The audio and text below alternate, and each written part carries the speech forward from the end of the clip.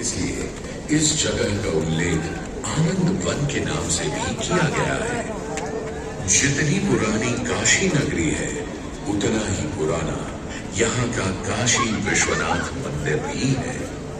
भगवान शिव को विश्वेश्वर, विश्वनाथ आदि नामों से भी संबोधित किया जाता है, जिनका अर्थ है संपूर्ण विश्व के स्वामी।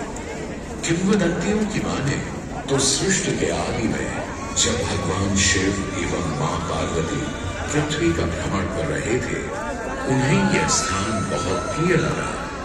तब मां पार्वती को यहाँ कुछ समय रुकने की इच्छा हुई, तो भगवान शिव अपने लिंग रूप में यहीं स्थापित हो गए। तभी से 12 ज्योतिर्लिंगों में इस मंदिर को विश्वेश्वर मंदिर के नाम से भी जाना जाने लगा, जहां भगवान शिव और माता पार्वती सदैव वास करते हैं। सदियों से इस पवित्र नगरी ने अनेक ऋषि मुनियों, तपस्वियों, धर्म गुरुओं आदि को अपनी ओर आकर्षित किया है। आदि शंकराचार्य एवं मंडन मिश्र ने इसी मंदिर के प्रांगण में बहुत समय व्यतीत किया। समय बदला, दौर बदला।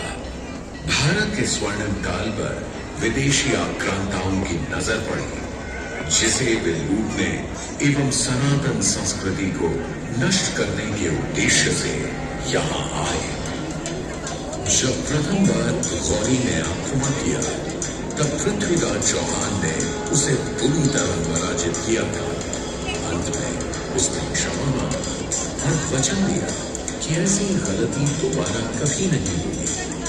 अतः पृथ्वीराज चौहान ने उसे छोड़ दिया। संभवतः यह एक दुर्भाग्यपूर्ण निर्णय था, क्योंकि अंततः गौरी ने पृथ्वीराज चौहान को धोखे से हराया। तत्पश्चात उनके साथ बहुत बुरा व्यवहार किया तथा उनकी दोनों आंखें भी निकाल दी।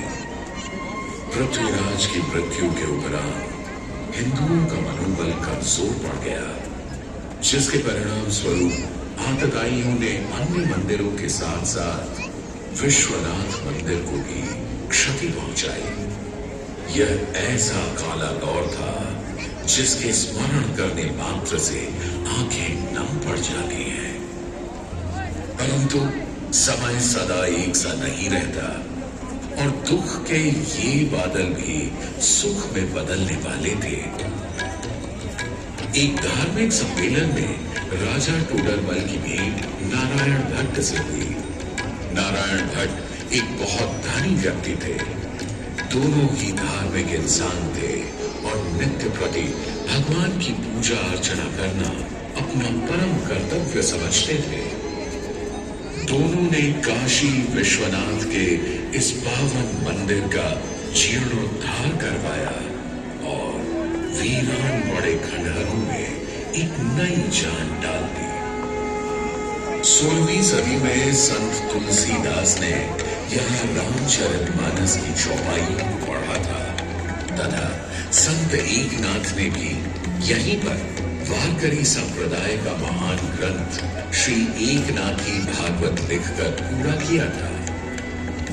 लगभग 7वीं शताब्दी के मध्य में मराठा शासक मल्हार राव होलकर ने काशी विश्वनाथ मंदिर के पुनर्निर्माण की योजना बनाई। ये कार्य वे तो नहीं कर पाए, परंतु उनकी पुत्रवधू अहिल्याबाई होलकर जी ने इसे सन 1776 से 1778 के बीच पूरा किया।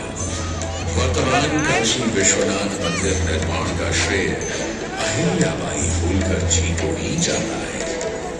इनके अलावा महाराजा रणजीत सिंह ने 1000 किलो शुद्ध सोने से निर्मित छत्र को इस मंदिर पर लगवाया। जहां ग्वालियर की महारानी पैजाबाई ने ज्ञानवापी का मंडप बनवाया, तो वहीं नेपाल के महाराजा ने यहाँ नंदी की प्रतिमा स्थापित करवाई।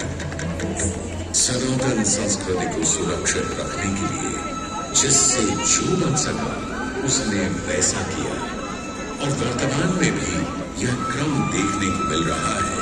सन 2022 में भारत के प्रधानमंत्री नरेंद्र मोदी ने काशी विश्वनाथ मंदिर का जीर्णोद्धार एवं सौंदर्यीकरण करवा इसके स्वर्णिम काल को फिर से एक बार जीवंत करने का प्रयास किया।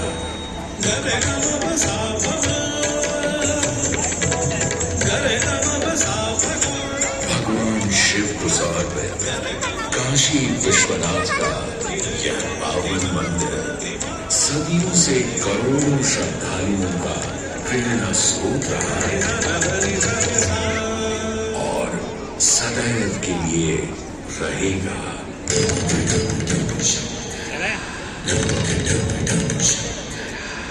चलो आ जाओ। डम डम डम डम रुदा दे भोलेनाथ महेश्वर। डम डम डम डम रुदा दे भोलेनाथ महेश्वर। त्रिपुटी धनुष कमान साधे त्रिनेत्र बाण को शंकर। त्रिपुटी धनुष कमान साधे त्रिनेत्र बाण को शंकर।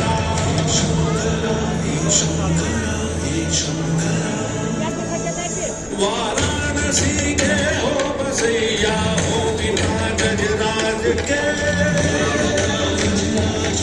वाराणसी के हो बसैया हो बिना गजराज के। तुम सजे मां पार्वती के मान में सिंदूर से। सजे मां पार्वती के मान में सिंदूर से।